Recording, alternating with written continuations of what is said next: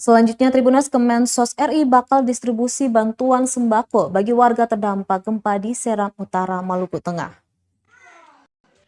Kementerian Sosial RI dikabarkan akan segera mendistribusikan sembako kepada warga terdampak gempa di negeri Sawai, Seram Utara, Maluku Tengah.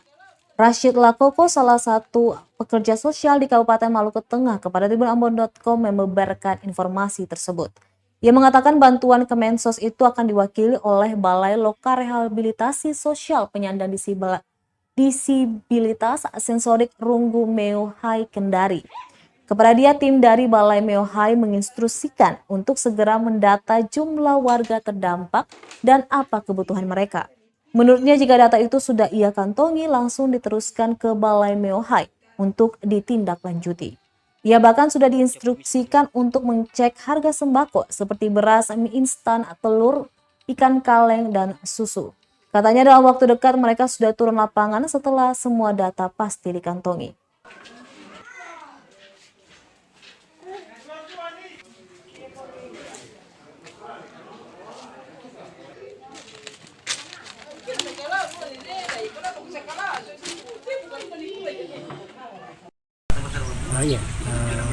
Menurut informasi dari Balai Meo Hai Kendari, dia akan mewakili dari Kementerian Sosial untuk memberikan bantuan terhadap warga masyarakat yang terdampak di Sawai sana ya. Oke. Apa yang akan diserahkan ini? Sembako ataukah seperti apa? Untuk tergantung kondisi di lapangan. Kalau masyarakat yang membutuhkan saat ini sembako, berarti diberikan sembako. Kapan doa akan datang?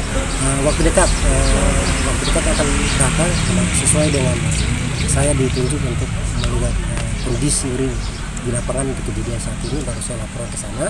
Yang mungkin setelah data masuk ke Balai Meo Hai Kendari baru mereka akan datang.